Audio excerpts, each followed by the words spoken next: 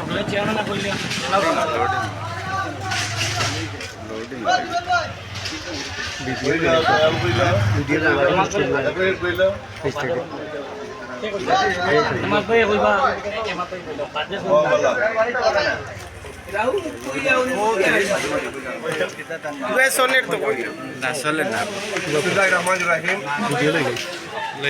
আজকে আমরা বিশ্বনাথ উপজেলায় আমাদের উপজেলা পরিষদের সম্মানিত চেয়ারম্যান সুহেল আহমদ চৌধুরী সাহেবের নেতৃত্বে আমরা গতকালকে যে এই অনাকাঙ্ক্ষিত যে ঘটনাগুলো ঘটেছে আমাদের বিশ্বনাথ উপজেলায় যে ভাঙচুর বা লুটপাট যেগুলো হয়েছে কেবাকারা করেছে এটা তো আমরা কেউ আসলে বলতে পারি না।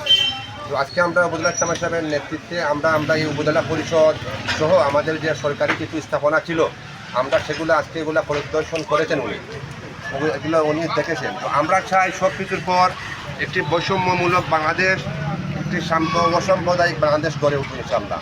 আমাদের যে ছাত্র সমাজ যে আন্দোলনের ডাক দিয়ে গতকালকে যে একটা স্বাধীন রাষ্ট্র হিসাবে তারা যে পরিণত করেছে আম জনতার ডাকে, ইনশাআল্লাহ এটা সুফল পেতে গেলে আমরা ধৈর্য সহকারে অবশ্যই দেশ ও জাতিকে ভালোবেসে আমরা দেশের কল্যাণে কাজ করতে হবে সর্বোপরি।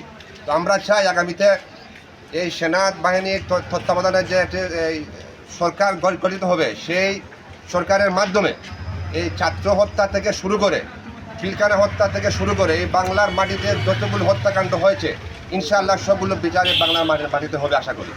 তো আমি আর বক্তব্য এখানে দীর্ঘায়িত করছি না। আমাদের সম্মানিত উপজেলা চেয়ারম্যান মহোদয় আছেন, উনি বক্তব্য রাখবেন। সবাইকে ধন্যবাদ। আসসালামু আলাইকুম। বিসমিল্লাহির রহমানির রহিম। আসসালামু আলাইকুম। সম্মানিত বিশ্বনাথ উপজেলাবাসী সহ আমাদের দেশ বিদেশের সবাইকে আমি আমার ইউনিয়নবাসীর পক্ষ থেকে জানাচ্ছি আসসালামু আলাইকুম। সম্মানিত উপস্থিতি এবং যারা এই ভিডিওটি দেখতেছেন, আপনারা শুনেছেন যে আমাদের বিশ্বনাথ উপজেলায় বিভিন্ন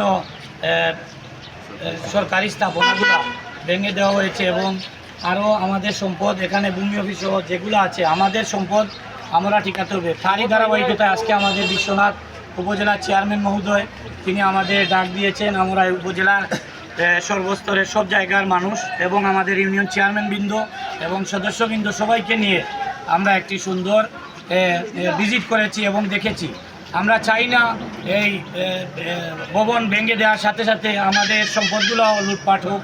আপনারা যেভাবে আছে এরকম থাকুক, একটি সুন্দর সরকার গঠন হবে ইনশাল্লাহ এবং আমাদের বাংলাদেশের যত গুম খুন এবং যত অপ্রীতিকর ঘটনা ঘটেছে সবগুলার ইনশাল্লাহ আপনারা বিচার পাবেন এই আশা ব্যক্ত রাখি। সবাইকে ধন্যবাদ জানিয়ে আমি আমার সংক্ষিপ্ত কথা শেষ করছি। আসসালামু আলাইকুম।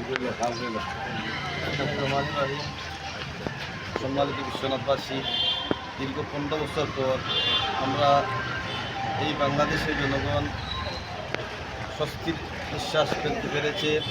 আমরা কৃতজ্ঞতা প্রকাশ করছি মহান আল্লাহ পাক রব্বুল আলামিনের দরবারে যে আমাদেরকে একটি সুস্থ বাংলাদেশ এবং পরিপূর্ণ বাংলাদেশ গড়ার তৌফিক দান করুন এবং এই আন্দোলন করতে গিয়ে ছাত্র জনতা যে ভূমিকা রেখেছে, যারা শহীদ হয়েছেন আমরা তাদের মাগফিরাত কামনা করি, তাদের পরিবার পরিজনের প্রতি সমবেদনা জানাচ্ছি।